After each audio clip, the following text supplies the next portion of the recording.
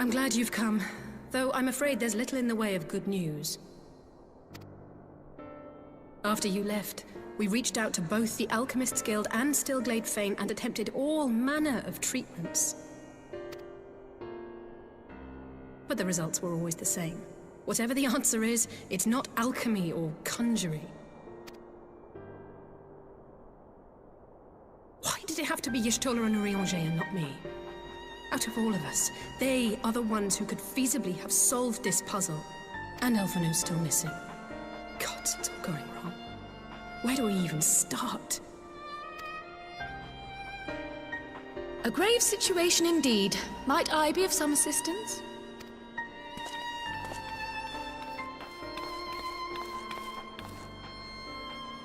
Kryle!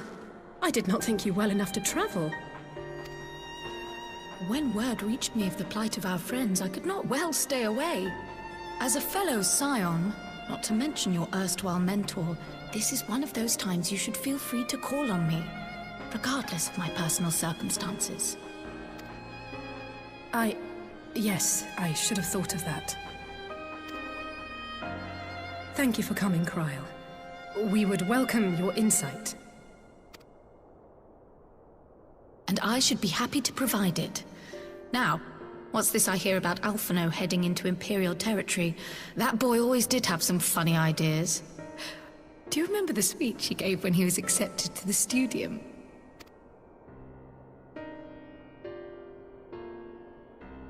My life's goal is naught less than the salvation of this star.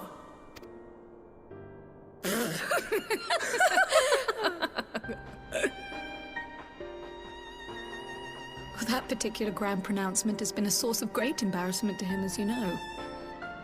But the fact of the matter is, he meant every word and has lived his life accordingly. Yes, he remains altruistic to a fault. But I'm worried he was too fixated on his goals to see the dangers, as has happened before. You needn't be so concerned. Though his values remain the same, Alphino is not the blinkered boy he once was. Slowly but surely his eyes have been opened, thanks to a certain someone. A certain someone whom he'd be mortified to learn had heard about his little speech. Mum's the word, eh?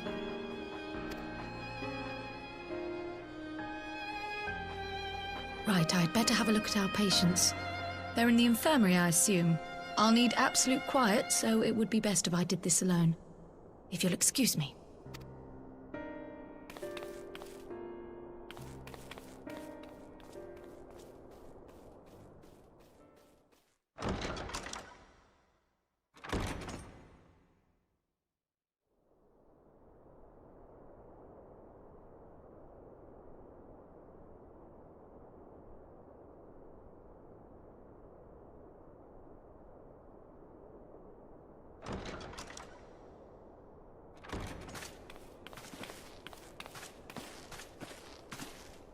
All three are in fine physical health. At a glance, I would say they were merely sound asleep. Except for the fact that I couldn't sense the slightest trace of them in their bodies. It's as if their souls have taken leave of their physical forms. Ah, yes. The Elder Seedseer made a similar observation. I've read the report. When you heard this mysterious voice, you described feeling as if you were somewhere else, yes? If we assume the ether which comprises your essence is being drawn to some other place, then it may be possible to follow the trail it leaves behind, just as we did in our search for Thancred. I wasn't around for that, but I can't imagine it was easy. Oh, it wasn't. But that's no reason not to try. I will have need of Master Matoya's crystal eye if I'm even to make the attempt. So I suggest we pay her a visit.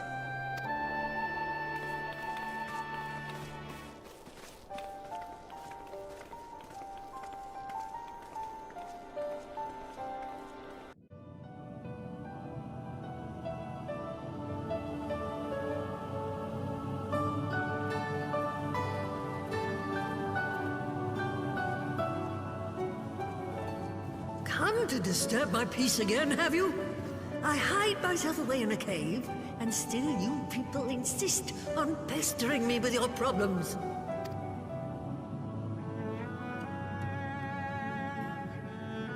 Oh, I mistook you for young what's-his-name, but I see now you're the sister. Weren't you supposed to be the lively one? I've seen happier faces at a rain-sodden burial. Well, I'm sorry to dash your expectations, but the situation isn't exactly conducive to gaiety. Ha! That's more like it. Stoller used to spit and hiss like a wildcat too. Better for a young thing like you to be filled with fire and leave the doom and gloom to your elders. Now, what exactly does this tragic situation of yours have to do with me? If I may, Master Matoya, we have need of your crystal eye once more.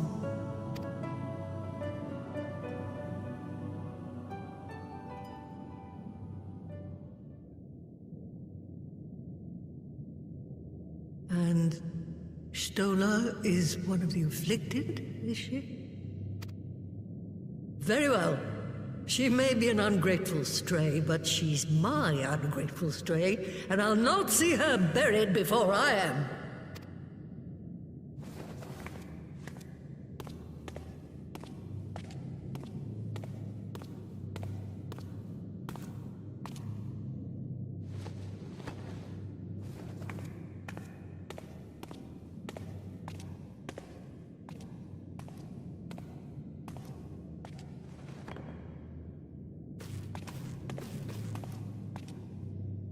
Right. Let us see what we can see. I'll begin from where our friends first fell, and cast my senses out from there.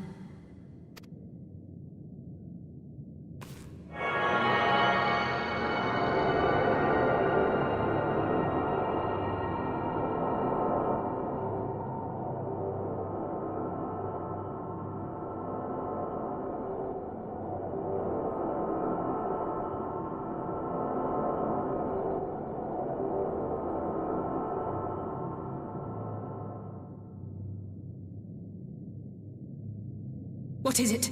Did you find them? This doesn't make sense. How is it even possible?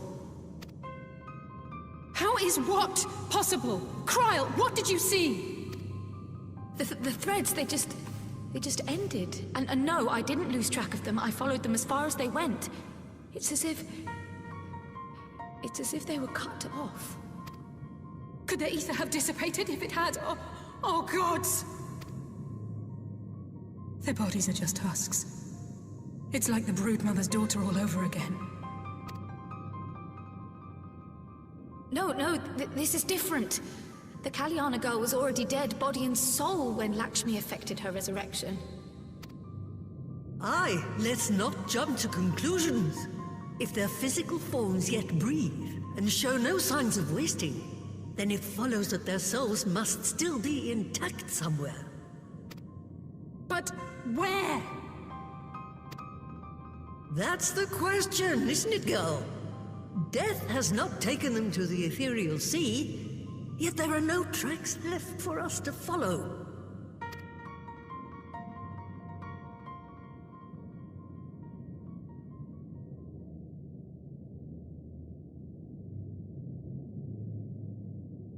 We're no closer to an answer than when we started.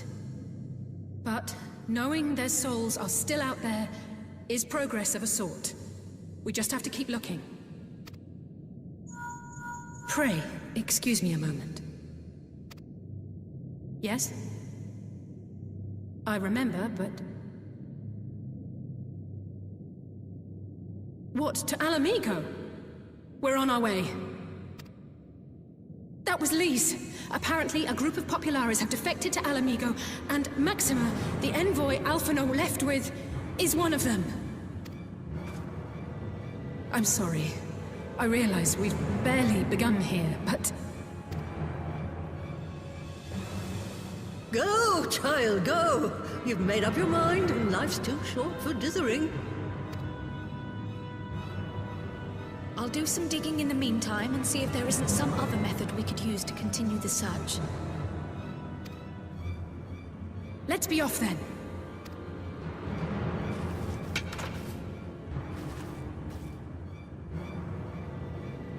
Oh, not again. The enchantment barely seems to take these days. I chalk it up to old age, but I rather doubt it's that simple.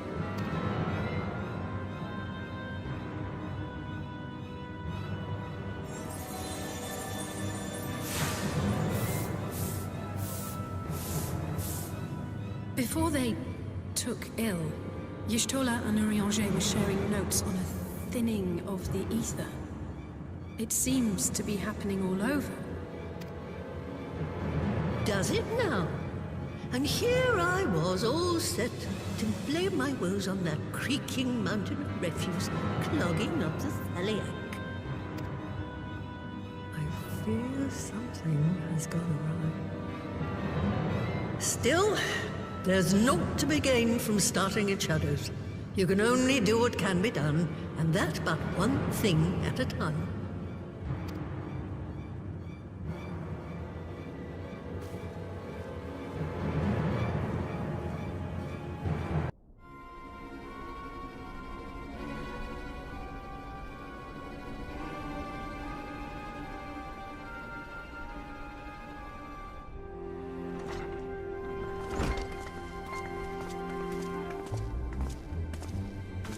I'm sorry to drag you halfway across the realm, but when Maxima mentioned Alphino, I thought you'd want to hear the news in person.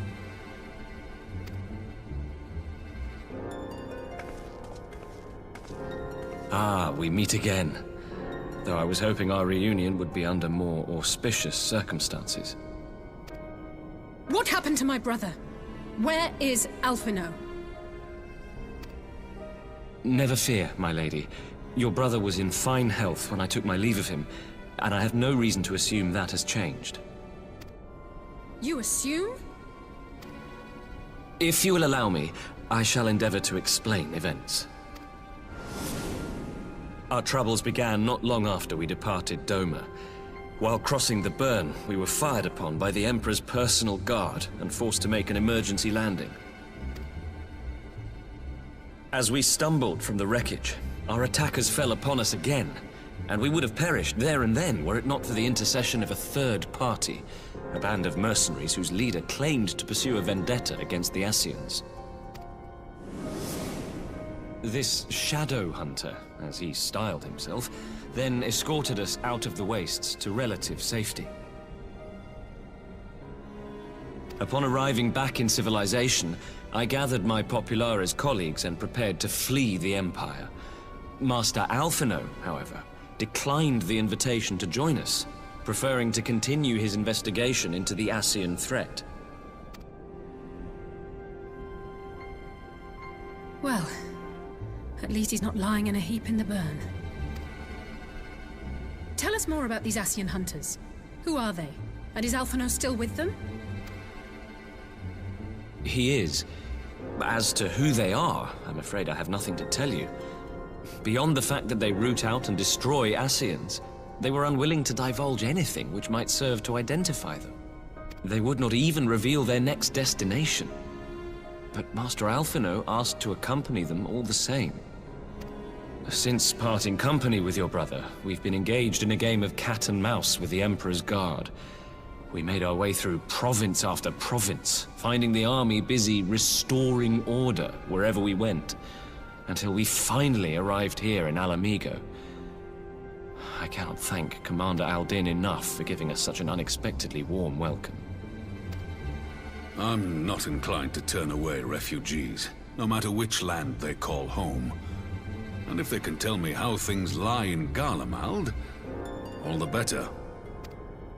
On that subject, there is much I would tell you. During the course of our journey, we heard tales that an entire rebel army had been slaughtered in the space of a single night. It would seem my former comrades grew tired of putting down uprisings in the conventional manner, and chose instead to bring a formidable new weapon to bear.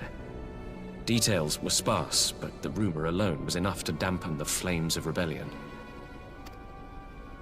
I have also heard reports that several companies have withdrawn from their designated provinces and begun marching westward. It is my assessment that the Empire's forces are mobilizing for a large-scale military engagement. Westward? You mean they're getting ready to invade Alamigo? We knew this was coming, but not that it would be so soon. We've barely even begun to shore up our defenses. They won't stop an invading army. No, they won't.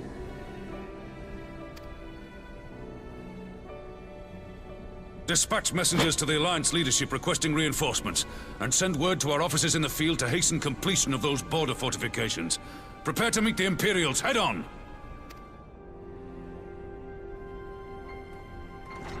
No matter how quickly we act, we still want for time. When the enemy comes into view, our best recourse will be to open negotiations with their commander, and see that the ensuing proceedings take as long as possible. Would you and Alize head to Doma and let Lord Hien know about this? I'm sure he'll want to hear about Alphino too. Consider it done. We'll send word when...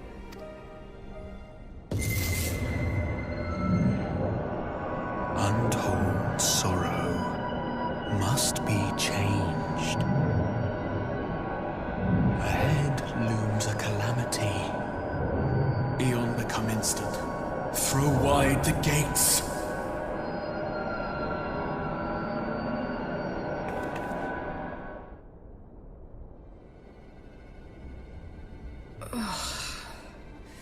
You heard it too. Well, at least we're both still standing. Oh, thank the gods. I thought we'd lost you for a moment there. Why does this keep happening? I wish I knew. Nothing we've tried has brought us any closer to an answer. We'll keep working on it. But first, we need to go and see Lord Hien.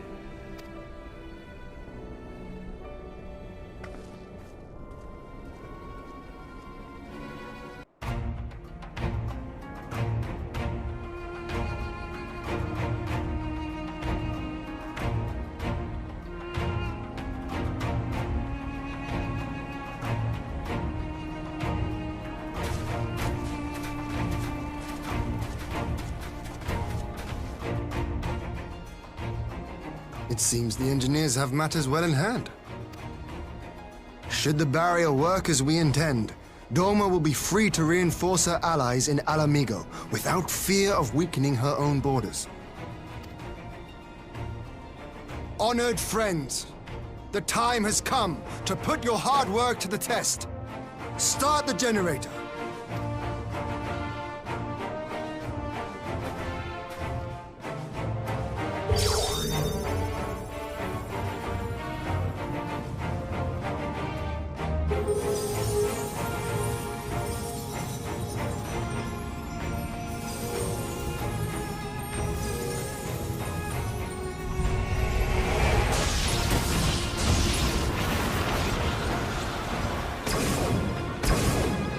Node 1 is operational. Nodes 2 to 8 are reporting similar energy levels. The barrier is forming.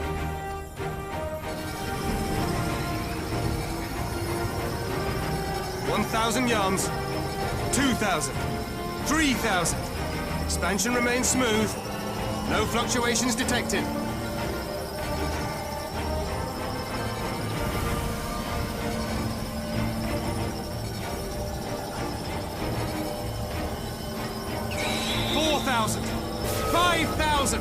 Target altitude reached. The barrier is holding steady at 5,000 yards. We've done it!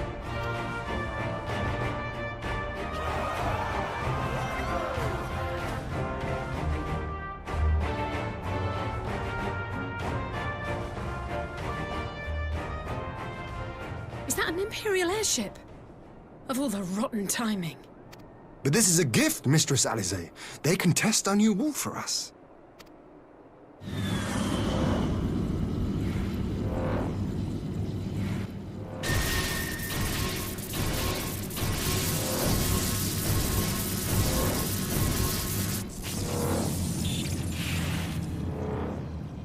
Seems solid enough, though I was hoping for a fireball.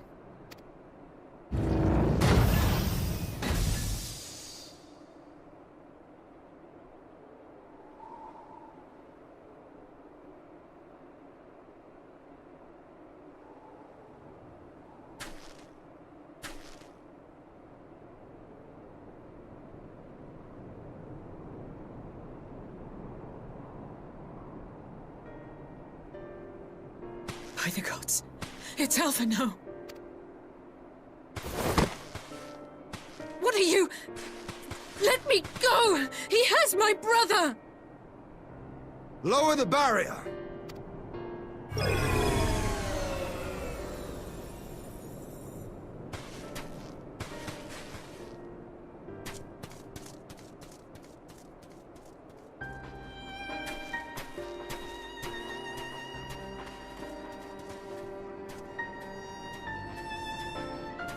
Be at ease, girl.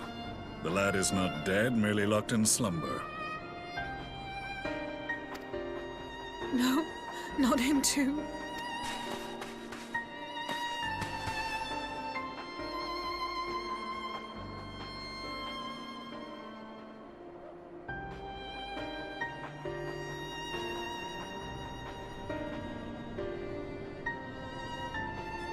We could identify no cause and found no remedy. Thus I sought to return him to Doma, and into the arms of Lord Hien himself, it would seem. It is a day for fated reunions. Would you not agree, adventurer? Or should I address you as the Warrior of Light?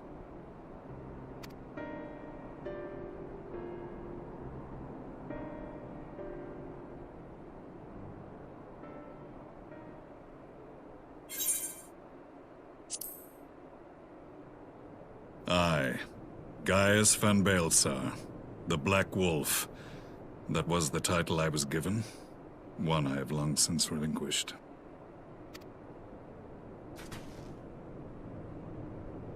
Stand down. The legatus of the 14th Imperial Legion died in Castrum Meridianum. I am no more than Gaius Baelsar, a man without rank or allegiance. Impossible! There's no way you could have survived! Do you remember how it unfolded? How I was deceived by La Habrea? How I was convinced that reviving the Ultima weapon would allow me to bring peace to Eorzea? The Ascian used me, as he used so many others, all to further the restoration of his wretched god. Yet even with the might of Alec at my command, you bested me. And as the Praetorium went up in flames, I was content to burn along with it. For a moment at least. A moment of folly. To surrender my life thus would have been to betray all who died for my cause. It was for them that I dragged myself free of the rubble, and swore vengeance on the Ascians.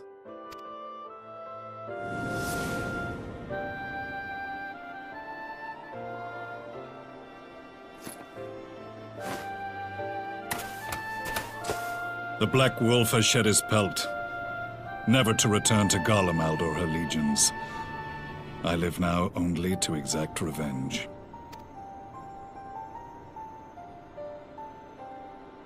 My principal quarry was to be La Habrea, whom I gather you have since ushered onto oblivion.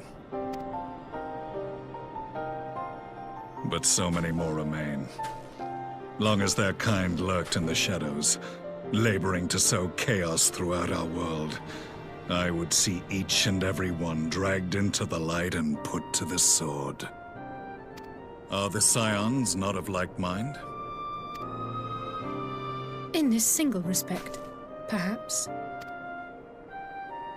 Then I shall continue the partnership the boy began, and share what intelligence I have acquired. Among the Ascians, the Black-Masked Ilk are subordinate to those who wear red. This you already know. Yet among the red there exists a hierarchy. Those set adrift with the shards clearly stand below those still joined to the source. Nabriales, who once dared to intrude upon the Rising Stones, belonged to the former group, and while he was indeed a dangerous foe, his powers were inconsequential next to the paragons of the Source. The first was La Hebrea, who plagues us no more. There is also the white-robed Elidibus, and the elusive Emmet Selk, about whom little is known. We have files on La Hebrea and Elidibus, but I believe this Emmet Selk is new to us? As I assume my brother told you, we have evidence to suggest that an Ascian now walks in the body of the Crown Prince. Have you identified this interloper? Elidibus seems that your many deeds in Hydaelyn's name have upset the balance, and I believe he seeks to restore it by throwing his considerable power behind the Empire. As a leader of the Ascians, he is one of our primary targets. It was on the trail of this very prey that the boy and I came across the scene of a failed uprising. In the absence of a single Garlean casualty, we inspected the bodies of the rebels, and the lack of any external injury drew my immediate attention.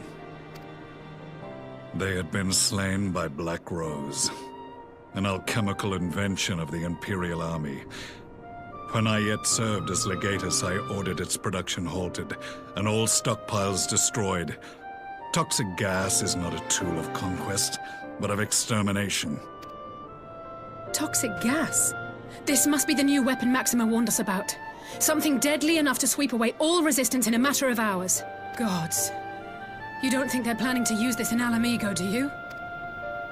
Put your fears to rest. We infiltrated the production facility and destroyed all existing stores of the chemical along with the plant itself. Even should they rebuild the operation, they will not soon manufacture another batch. Regardless, I would draw your attention to a directive we discovered in the plant's records. The document was marked with a recent date and authorized with the signature of one Zeno Ciegalvus.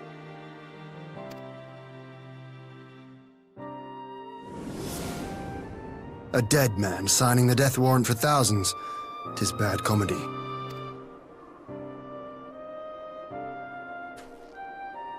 But the tale does not end there. Within that same facility was a chamber filled with devices of Allegan design. Cloning technology, we realized. And what should we find in each and every incubator? But a young Emperor Solus.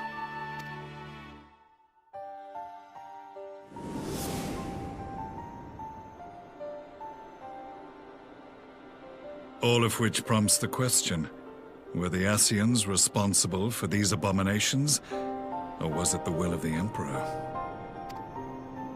I must know which hand guides the Empire. Though I have given up my rank, I am yet a son of Garlemald, and I will fight for the future of my homeland.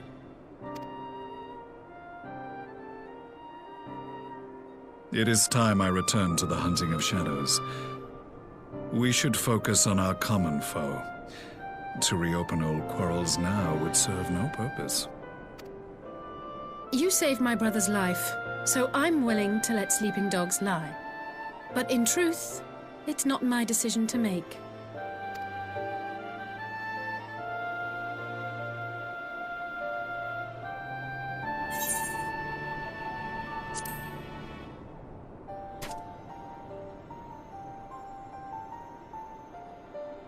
There was a time when I scorned those who placed their faith in false gods, even as I, in my blinkered conviction, place mine in Ascian promises.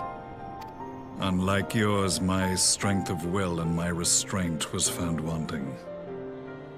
We shall meet again, warrior of light.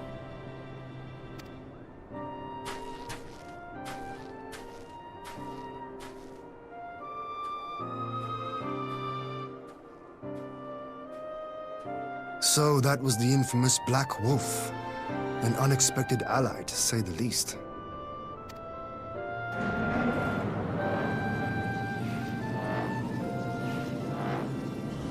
Well, I am content to leave the fine-tuning of the barrier to cleverer minds. Let us bid our friends from the Ironworks farewell, and see what can be done for Alphino back in Doma.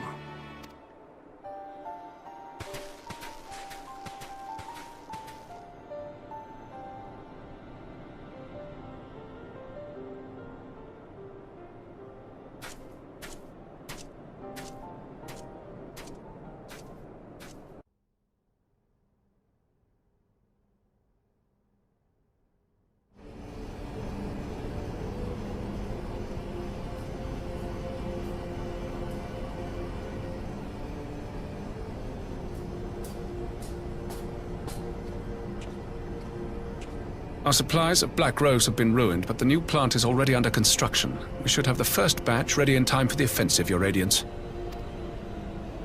See that you do.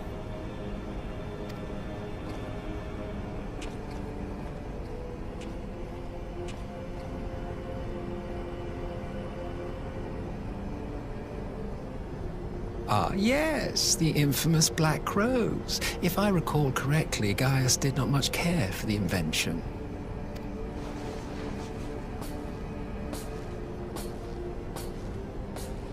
A ruthless and indiscriminate weapon indeed, this airborne poison. It seems you are capable of making decisions worthy of your bloodline. With no gift for sorcery, we Garleans must look to Magitech to even the odds. If it spares the needless deaths of our soldiers and serves the cause of this empire, there is no method I would not employ. How very noble of you. Truly, though, I must commend you for embracing your role as Emperor. You play the part of the determined ruler well. Sometimes even I catch myself believing.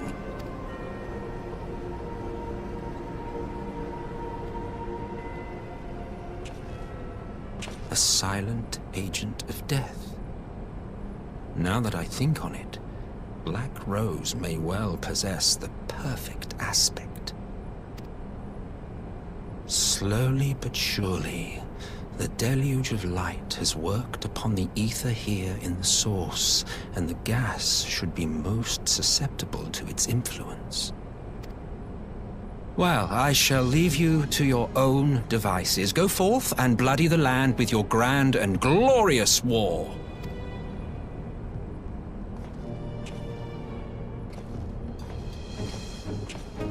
While you do what, precisely?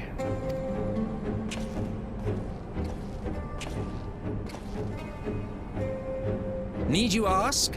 I will be doing what all Ascians do. I am well aware that your kind exists only to usher in the next calamity. But you seem oblivious to the harm your singular agenda causes to the Empire.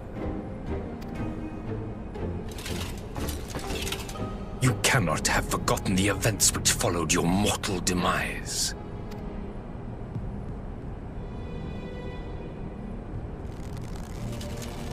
Our homeland was plunged into civil war for your failure to name a successor. The edifice you so carefully constructed was but a hair's breadth from collapse.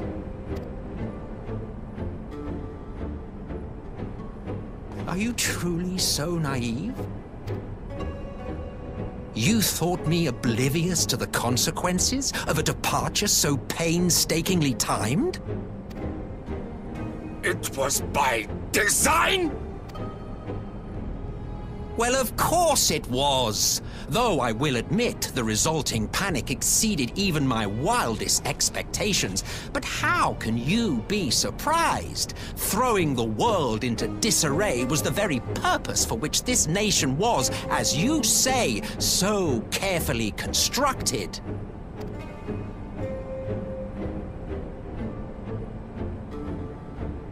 Now, if you have no further questions, I must be on my way.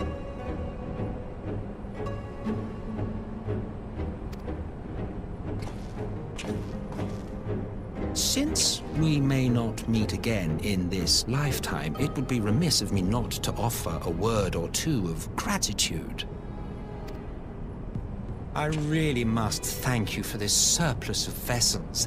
I can mold any host into my own image, but having bodies tailor-made for me in this fashion is so much less tiresome. You dabbled in Allagan cloning techniques, yes? It certainly is a compelling, not to mention entertaining, field of research. And of all the options available, you chose the Founding Father on whom to experiment.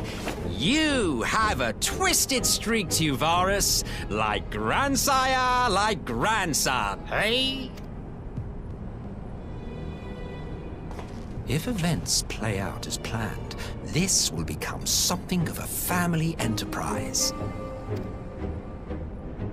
You will be the capstone of this world, I the anchor and shard, and together we will give the lie to this star's fraudulent existence.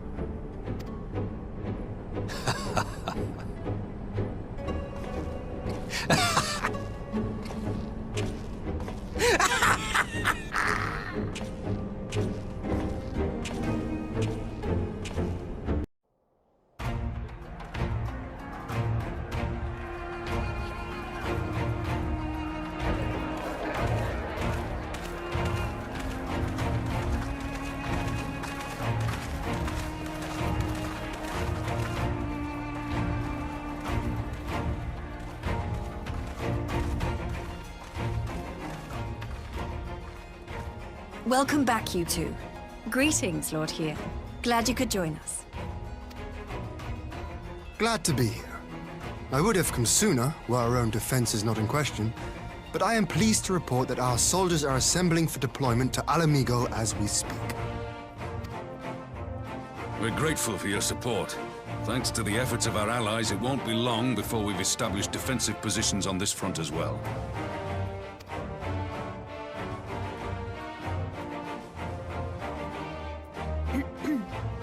We have some good news, too.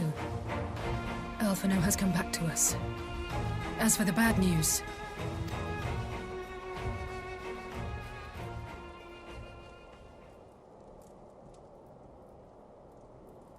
So, Alphino won't wake up, Gaius Van Baelsar is alive and hunting Ascians, and the Empire is planning to poison us all with toxic gas. Does that sound about right?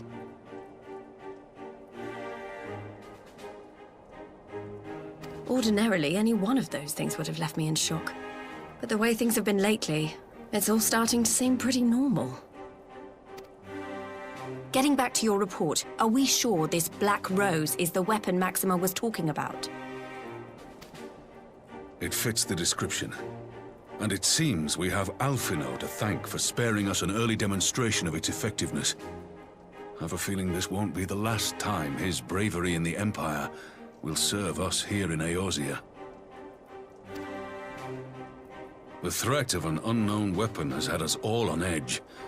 But now that we know what we're dealing with, we can take steps to defend against it. As for Gaius, I'm not sure what to think. Am I happy he's alive? Not in the slightest. Am I happy he's hunting Ascians? Aye. I'd have to say I am. Oh, speaking of Garleans you didn't expect to see, we have a tale of our own, as it happens. When we sent envoys to the Imperial Army to request talks, they returned with the message that Varus Zos Galvus would be attending.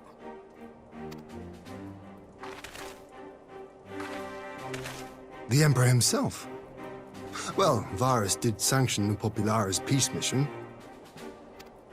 But knowing that an Ascian walks in his son's skin, I do not see how we can trust him or anyone from that nest of vipers. The Alliance would proceed with negotiations regardless, if only to give ourselves more time to prepare. We do, however, require your cooperation. Right. Yes. So, as a condition for the talks to go forward, the Empire has requested that a member of the Scions be present. There'll be a representative from each Alliance nation, of course, but I'm afraid we have to ask that you come along too.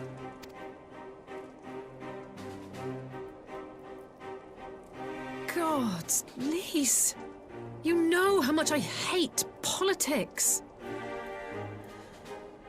But then, what choice do I have? Alphino and the others aren't going to do it. Very well. I shall attend as the Scion's representative.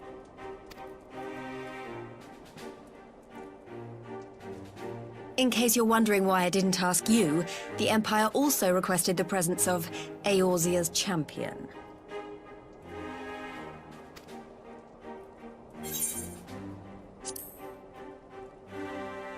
That's settled then. We don't know what Varys means to bring to the table, or why he wants you there, but having you close at hand will make all the difference. The meeting will take place on the border. Anticipating an early assault, we mean to position the bulk of our forces nearby. The Alliance leaders should already be on their way. Once you're ready, we can head out and join them.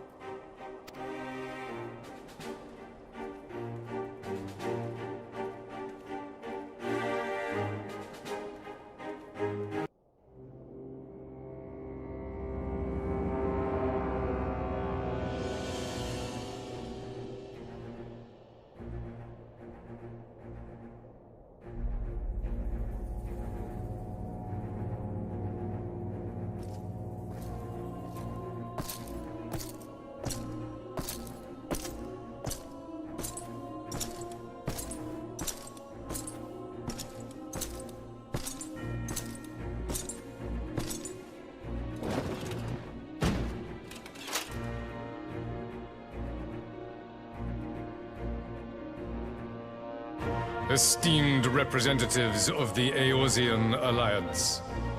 On behalf of the Garlean Empire, I thank you for inviting me here today. As this parley was convened at your request, I invite you to speak first. Very well, Your Radiance. I, Nanimo Ulnamo, 17th in the line of Ul, should be pleased to oblige you. As recent events in Alamigo and Doma have made plain, the subjugation and exploitation of neighboring nations is not a sustainable policy. Should this day end in war, you may very well defeat us, but you will never extinguish the people's desire for freedom. Though it may not be in our lifetime, there will be another revolution, another war, and the cycle will continue.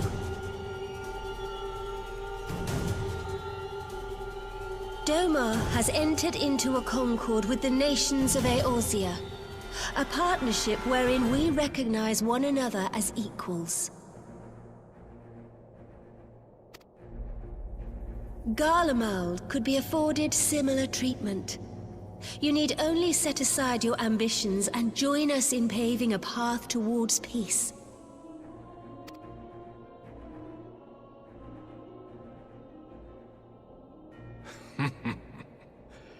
You will not win me over with sophistry, Your Grace. As you know only too well, this alliance lacks the strength to keep the peace within its own borders. Even now, your struggles with the Beastmen continue unabated.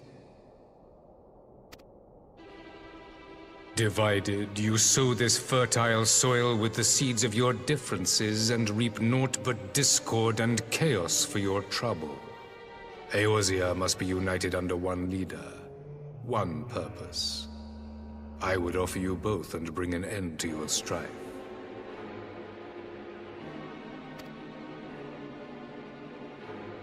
With all due respect, Your Radiance, the only thing that you offered the people of Alamigo was fear and hopelessness. The citizens of Doma can also attest to the meager arms of Imperial rule. There is no purpose to be found in a life of oppression, each day more uncertain than the last.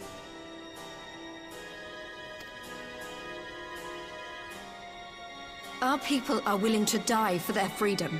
A great many already have, and countless more will, if we don't put an end to this madness here and now.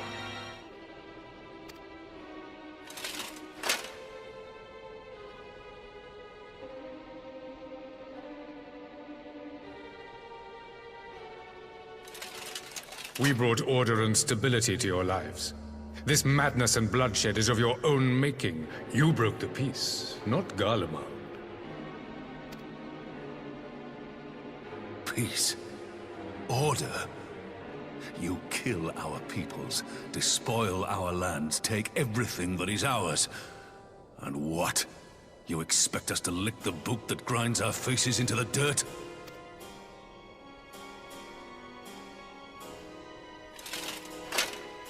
I expect you to weigh the costs.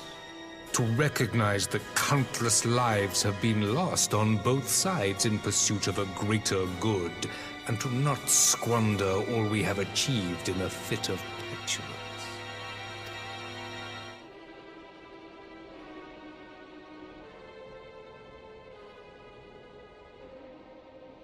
Your Radiance.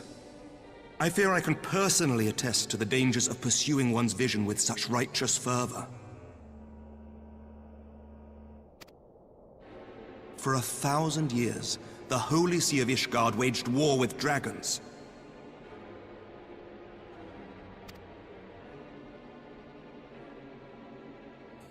A 1,000 years of sacrifice, of sorrow and hate, in which we bathed in the blood of friend and foe alike. Had it gone on any longer, we may well have drowned. Yet we have chosen to raise ourselves out of this bloody spiral, and have since made peace with our former enemy. So I understand.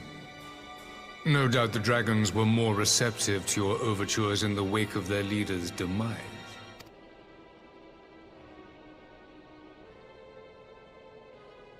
You speak of peace, yet use war to achieve it. Your father would not have bothered to obscure his intent with honeyed words. He understood that strength is all that matters in the end.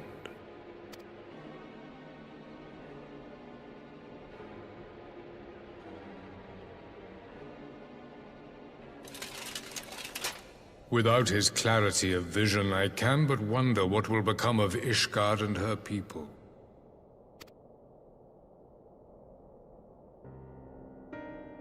There was a time when Garlemald too lacked a leader of conviction. Weak and unable to wield magic, we were at the mercy of the strong from whom we sought refuge in the bitter cold of the north.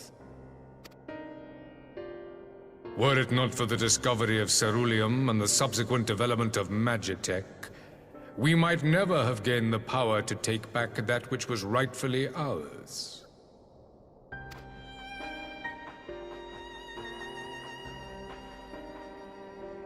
You speak as if your people were the first to have been driven from their homes.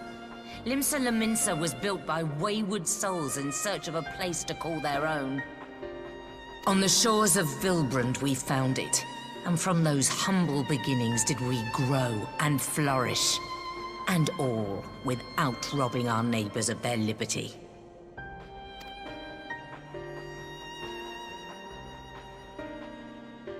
So saith the pirate. Am I to believe that you simply asked the kobolds to yield up their lands and that they were happy to oblige you? That you did not drive them out like rats in the hold of one of the many ships seized by your privateers?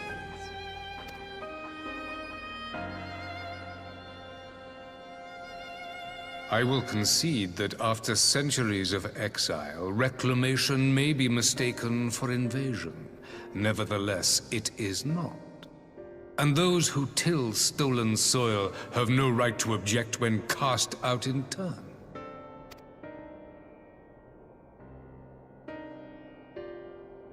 Your uncompromising nature rivals that of the Ixal. They too lament circumstances which they themselves perpetuate. Were they but to embrace peace, we would welcome them with open arms. Indeed, some few have done just that, and now receive of the Twelve's Wood's bounty. Would that your people might learn from their example.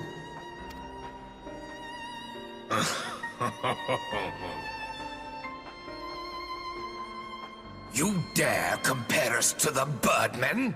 You who thought to invoke the 12 and threaten all of creation?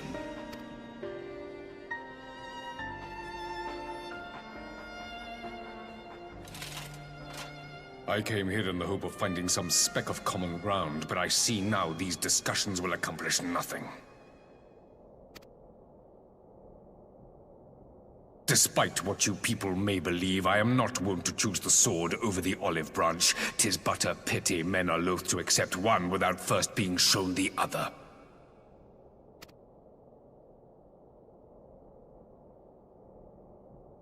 Wait! I beg you. This meeting was supposed to be a chance to find a way forward together, not to bemoan the missteps which brought us here. Please.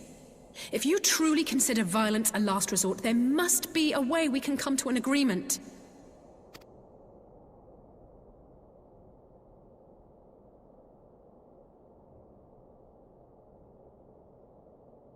As Mistress Alize says, we did not come here to bicker over the past, but to discuss how we might strive towards a brighter future. Emperor Varys, may I suggest a short recess, that all present might compose themselves prior to beginning anew?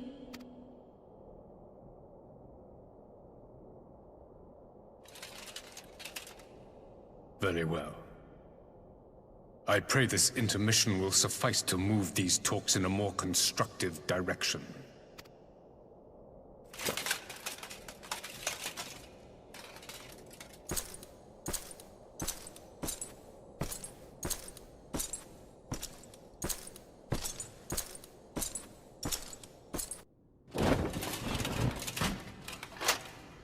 Now then, who would have the floor? Before we resume, I wish to offer you an apology. After you graciously accepted our invitation to discuss an armistice, we have done naught but rebuke you at every opportunity. I believe I speak for all of us when I say we are deeply sorry for our discourtesy.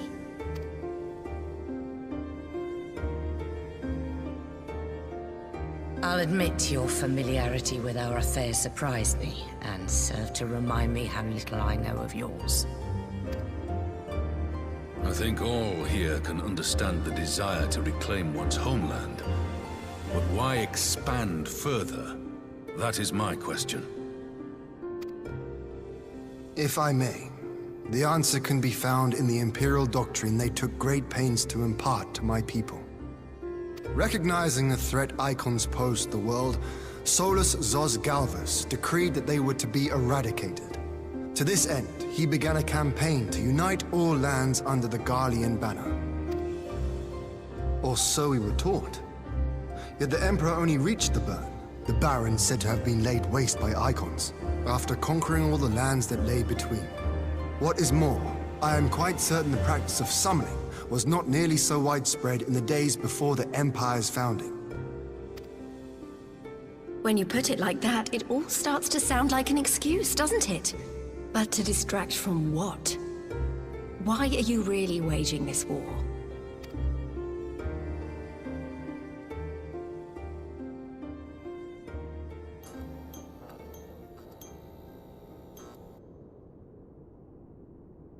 Finally, you ask the right question. I can but hope you heed mine answer and at last accept the righteousness of our cause. My goal is this: to return the world to the way it once was, the way it was always meant to be. In doing so, mankind will be made whole once more.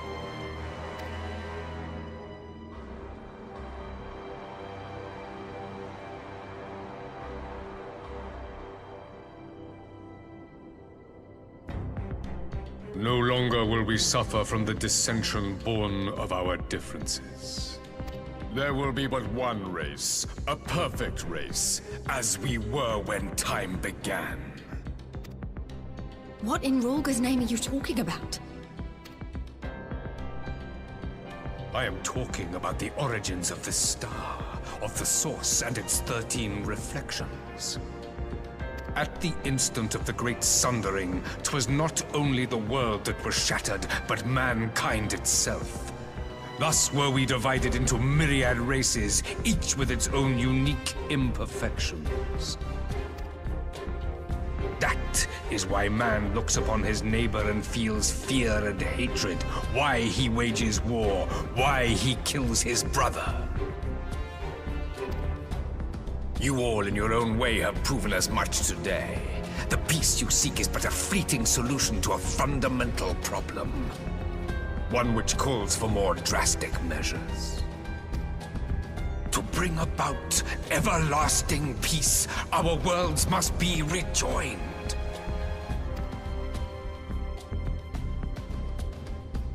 That is the goal the Empire would see realized.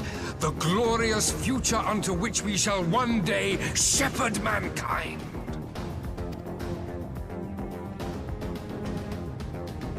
A rejoining of worlds.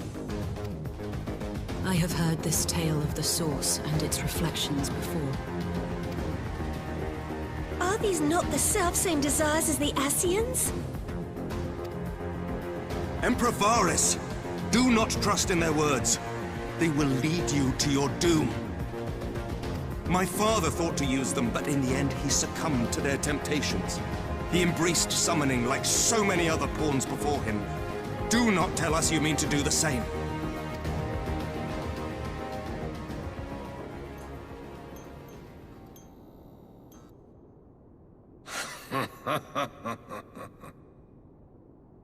To be a pawn, free from the burden of choice, would be a blessing.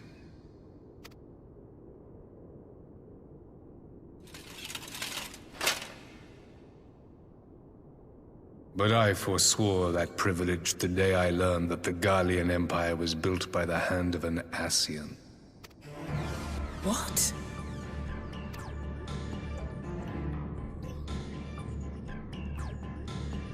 Yes. My grandsire, the former Emperor, is of their number. And who better to build an empire capable of bringing about the calamitous change we desire? Would you condemn me for this alliance? For bowing to the will of these shadowy masters, when the prize is true and lasting peace?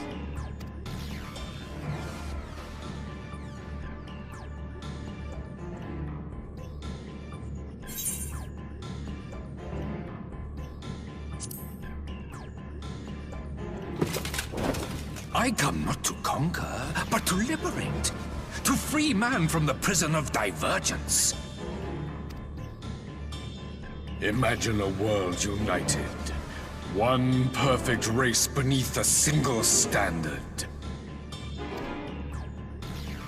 An army before whose might these servants of darkness and light would fly as leaves in a storm, never again to meddle in man's affairs. We would be the masters of our own fate. I bid you join me, not as subjects of Garlemald, but of a new nation. And together we shall win freedom for ourselves and generations yet unborn. You want to trigger another half-dozen calamities? You can't be serious!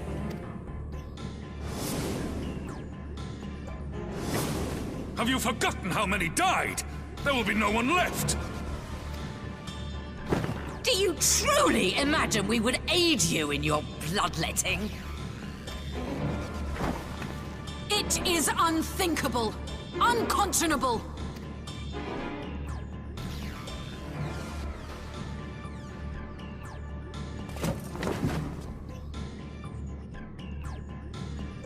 And what is the alternative? To be as cattle waiting for slaughter? I would have us work together, that we might take fate into our own hands! Into your hands, perhaps. But what of the other worlds, your radiance? With every calamity, you obliterate a star and every soul that dwells on it. To the Ascians, we are all but tiny, momentary specks within an indifferent universe. We cannot hope to oppose them until we have been made whole once more.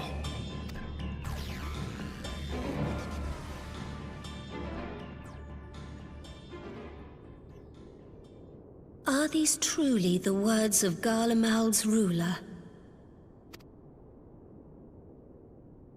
The flaws and foibles which you so abhor are what make us who we are. Every nation, even yours, Emperor Varys, is made whole through the combination of these imperfections, the strengths of one compensating for the weaknesses of another.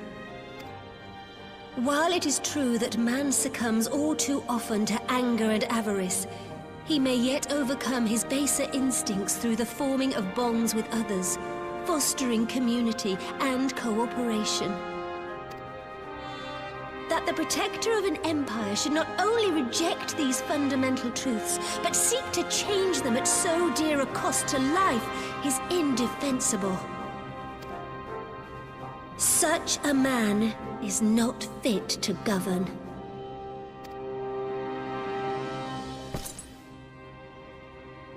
And you, warrior of light, would you refuse me as well?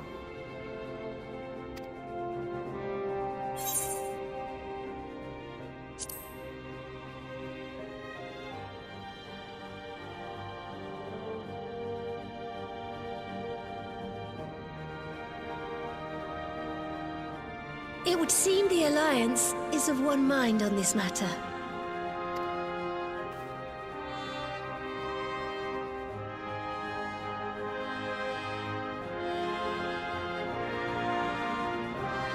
You Eorzeans never cease to disappoint me. Though I suppose I have only myself to blame for expecting more from savages. This discussion is at an end. I bid you make ready for our next meeting. It will not be at the negotiating table.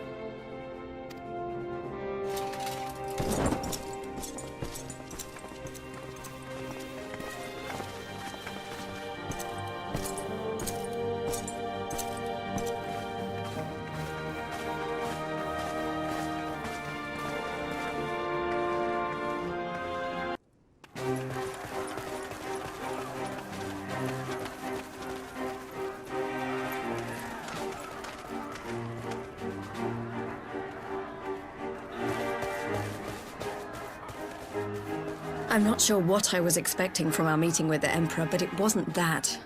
Still, at least we know now what he's really after. Aye, a future built on a mountain of bodies. I too want the Ascians dead, but not at any cost. The last of the reinforcements from Dorma arrived not long ago. I pray it will be enough. Given the Emperor's stated goal, this is a battle we can ill afford to lose.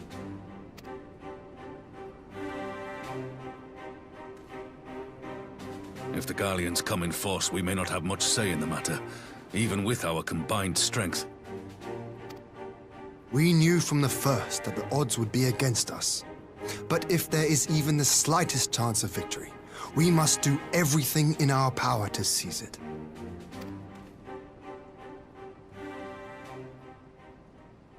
We must seize it, full stop. Here!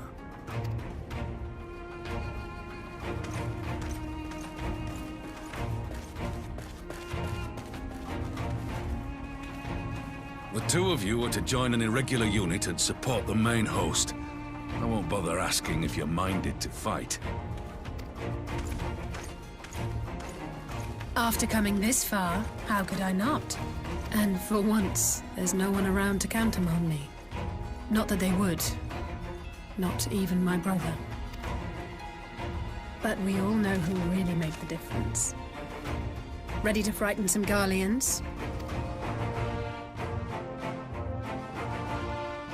I wouldn't want to be on their side. Might I ask you to accompany the Dorman contingent? They are strangers here, and your presence would do much to raise their spirits.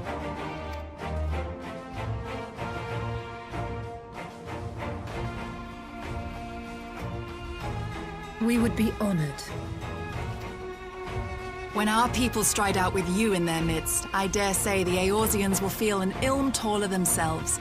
High spirits have a way of spreading. What I wouldn't give to join you. But my duties as field commander will not allow it. I'll leave the front lines in your capable hands.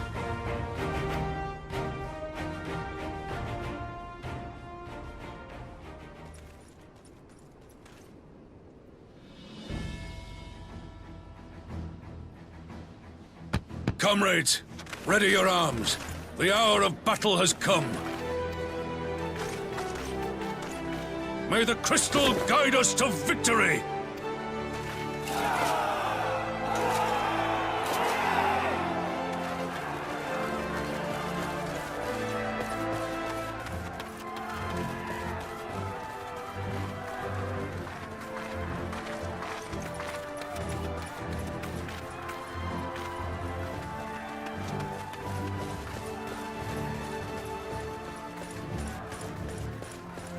Since the others couldn't be here, we'll have to fight twice as hard.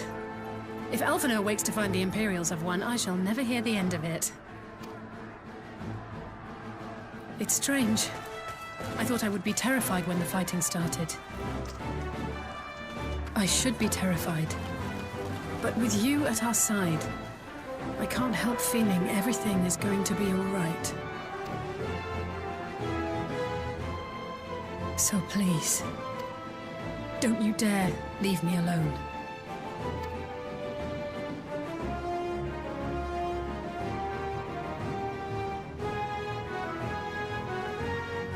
No matter what happens, we have to survive together.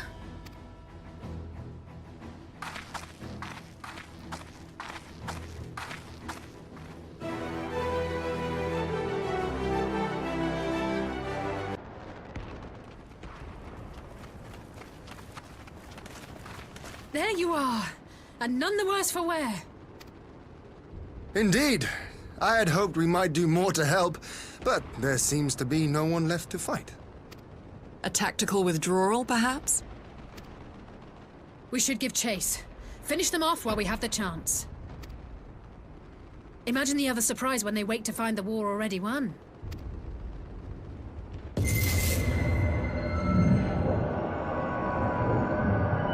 The light will expunge all life. Only you can forestall the calamity. Throw wide the gates. No! No! No! Not... like...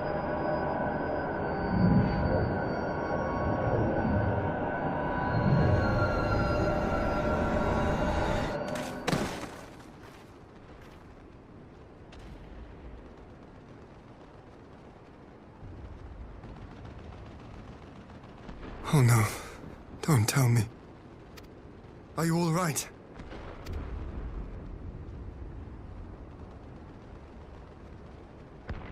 Quickly! We must get her back to the encampment.